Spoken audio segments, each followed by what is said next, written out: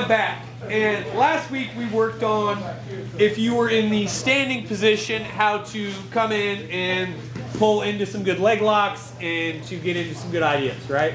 So this week we're going to work the other side of it. What happens when you're on your back and you're like, hey, I'm going to leg lock this dude because I'm way cooler than Jeremy. What do you do? How do you get there, right? Couple things you want to start with, you know, kind of key points whenever you're on your back. One, you don't want to be flat. So if I'm flat on my back, square with Jeremy, bad things are going to start happening to me. So for me, I'm always going to look to open and shift to one hip. I'm generally going to go to my left hip so that my right hand is in the air.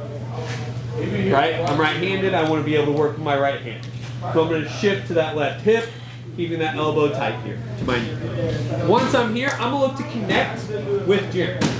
I like to just go for that simple wrist grip, and I want to clear that, pull off my leg as much as I can. Now, once we get here, all I'm going to look to do is I'm going to look to hook with my left leg on Jeremy's leg on the same side. As I do that, I'm going to pull Jeremy in and scoop with my hand just above his ankle.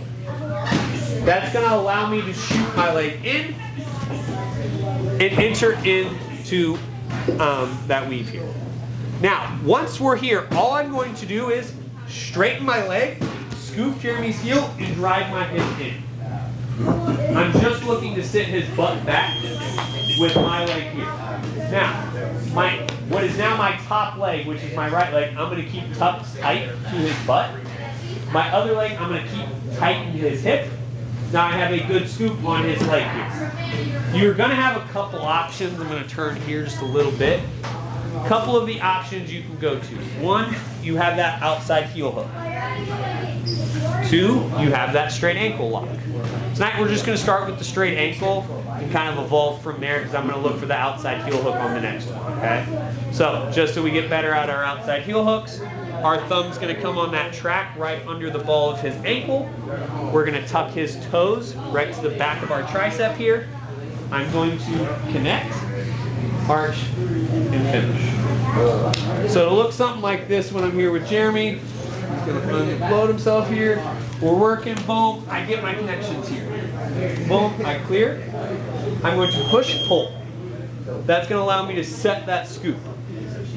Once that leg's scooped, I shoot my knee through, bring it up.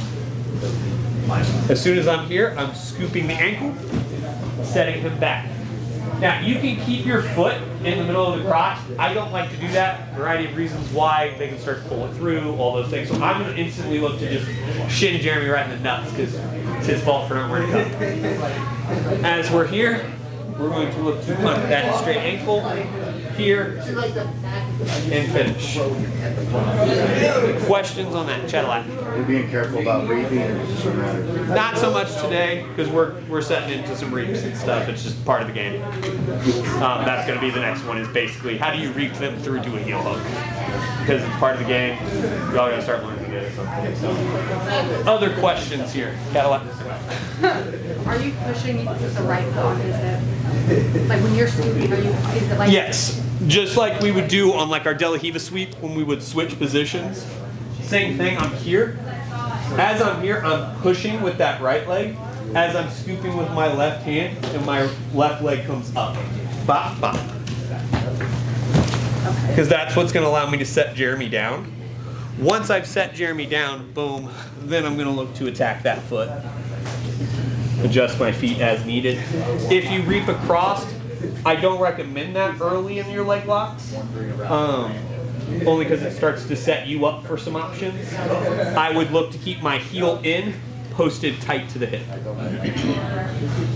Other questions on this? One more time, for efficacy's sake. Boom. Jeremy comes in. I don't like what's happening here. Boom. I'm working. I'm disengaging those legs. Boom. Here. I scoop. Push. Pull. Once you're there, get your distance. And once you get into this position, guys, use your legs to manage the distance. So Jeremy's longer than me because he's tall and he used to play basketball because he was a cool kid in high school and all that, right? So I don't want to keep him real tight to me because he'll have a lot of leg strength. So I'm going to straighten him out and start getting that flexion on that knee early. That's going to allow me to come here and finish that straight ankle. Remember, tuck that elbow, arch your hips forward. All right. Let's drill her out. Oh, Jordan. Just real quick, because I think you're doing it, but I just want to make sure for everyone. You're keeping that back hook until you start to scoop so they don't escape their leg, right? Make sure. Or do you not care that much? When you're saying that back scoop, this one here? Yeah, because you have that Yeah. hook there on that leg. You're keeping that until you're scooping, right? Yeah, because what I'm using that leg hook for is just to get them to step that little bit forward as I push here. That's going to come more in handy because the next move we're going to do, just to kind of forecast where we're going, Jeremy's going to start to push my knees, and that's going to be where we start to come into some of the more dicey leg locks and things of that nature. Okay? But yes, I am keeping that foot just for that little bit of a pull to off balance him. Alrighty, drill her out. 1, 2, 3. With Mr. Hensley, boom. We're unfortunately gonna have to assume Jeremy doesn't suck at jiu-jitsu and didn't get a brown belt from me on accident, right? So boom, I get to my side, I make my connection, boom, I push, I pull, I get here, boom, I gotta shoot my legs up, but as I get to this position and I start to hinge in to get Jeremy to, you know, sit back to his butt, give me the easy foot lock, he's gonna realize what's going on, he's gonna base down real hard and start pushing my legs. I don't like any of that. So all we're going to do is instead of pointing our knees towards his knee and driving him back to that hip, I'm going to point my knees towards the opposite way and follow his hips. So boom, I'm there. So I'm here, and instead of pushing him backwards, I'm going to pull my knees in and turn them over. Now, very slowly, because I like Jeremy most days, I am going to scoop his heel.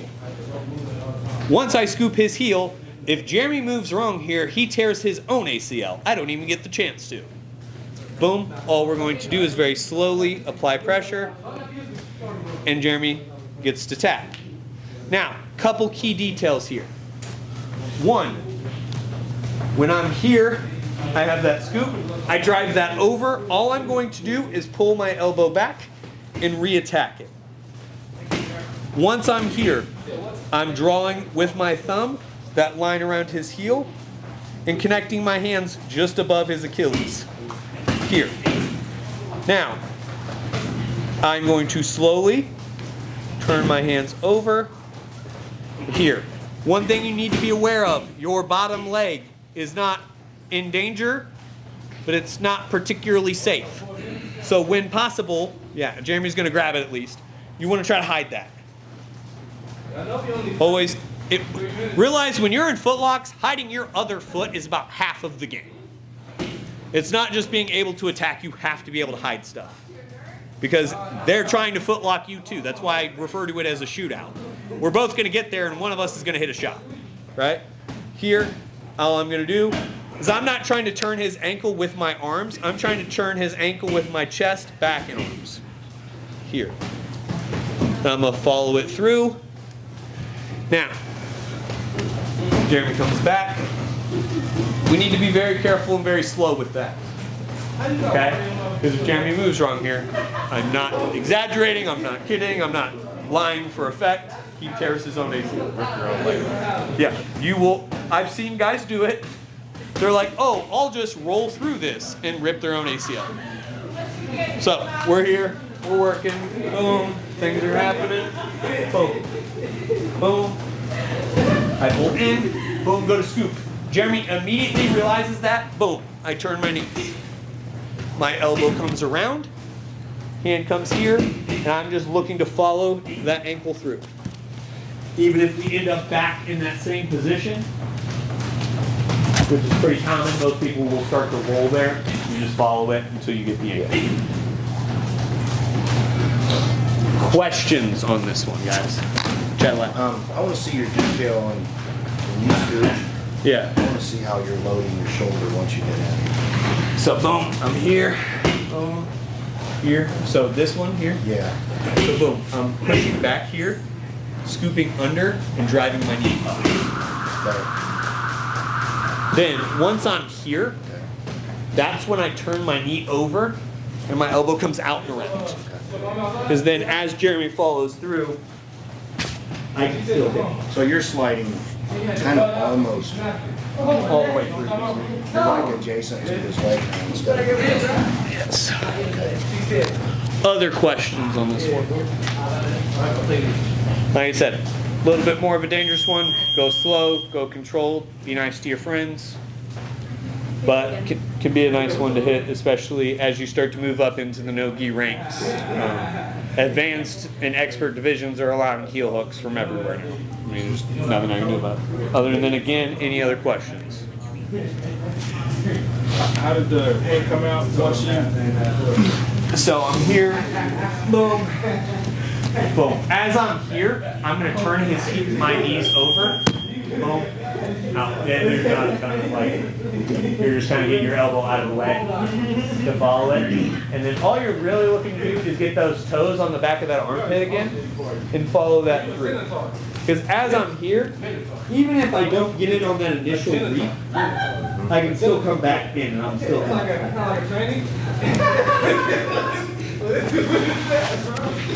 All right. So one more time just for effect.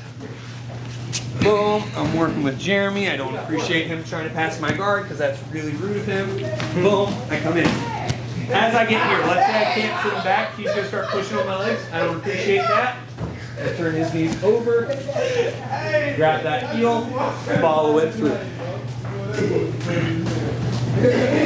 Finish where you need to. Alright? Drill it out. 1, 2, 3. Alright, so this next one's a fun one for me because you think you're out and then I pull you right back in. Right? So boom, we get here. I get my connections cleared. Boom. I go to scoop Jeremy's knee and all this. But Jeremy's actually good at jiu-jitsu. So as I turn that over, he's going to clear his knee by pushing my heel down. Boom. Once my ankle gets below, or really at his knee line, there's not a ton I can do to him. Like, I can grab this and crank all I want. The heel hook, once you've cleared that knee line, and his knee's out from between my legs, becomes fairly ineffective. So, instead of continuing to attack on that line, all we're going to do is I'm going to look to close my legs here, post my hands in the mat, and scoop myself back. Once we're here, all we're looking to do, in an ideal world, you scoop in between his leg here, and you scoop in and you calf slice here. The actual world you live in, you grab both of his hips. And pull them in, and calf slice here. It basically feels like something in between your knee or your calf is going to explode. Is this the only way to explain this one? Can confirm. And it sucks really bad. So we're here with Jeremy. I'm doing things. Boom. I scoop. I get here. And Jeremy starts to beat my knee line. Okay. I'm going to protect my feet because I don't. Once he's beat my knee line, he thinks he's safe, so he's going to start to attack here. It's a very common thought pattern is defend, attack, defend, attack. Once we're here, I start pushing that down, scoop myself up. Once we're here, all we do, grab his hips, drive ours in. Alright? I'm trying to keep my knee and shin bone straight as I pull him in here. Jamie can describe that graphic pain for you. I'm sure he enjoys it. Sucks a lot. But it feels like either your knee's going to explode or I'm going to blow my shin through the back of your calf. One of the two. It like hurts your calf muscle a lot, and it also puts so much pressure on your knee joint. It feels like it's just separating your knee. All right. So I'm here on the other side. Boom. Here. Boom. I get into the attachment. Boom. He starts to clear. I close. Scoot back just that little bit. Two things that does. One, brings his leg with me, but two, drags my shin down just that little bit. Once we're here, I'm scooping in and driving my hips forward. For the gentleman in the room, you're driving your hips forward like you're trying to pee for distance. All right? like the dog peeing on the tree. You got to pee from a little bit of distance there. Drive those hips forward. Ladies, I don't know a good analogy for you, sorry. But that's what you're trying to do here. All right? Questions on this one? Soda laugh. That's my day. I got a genuine laugh out of soda. Jordan. If they start trying to, I guess this is, whatever. If they start trying to grab your leg on that figure 4 lock, Yes. are you going to start turning so you can close that? So like on your side, or how do you want to approach that? So like if I'm here, just make sure I'm hearing you, right? Boom, Yeah. we come through, he's here. Boom. Are you talking like when we get to here? Or No, when we're you trying start pulling him out, because you start pulling it out and your leg isn't obviously in a figure. So if he starts attacking this foot, as long as I can keep it on this side of him, it's generally safe. I'm saying that in the context of you could still get foot locked, but it's going to be pretty hard. The second it passes his hip line, he starts to have that inside heel. So you want to make sure you keep it either straight or start hiding it. For me, I will start hiding it and start scooting him away because I can still come back in. So you don't worry about the figure 4 then? You Yeah. gotta go up the triangle to scoot back. Yeah, because once I'm here, it's hard to keep that closed.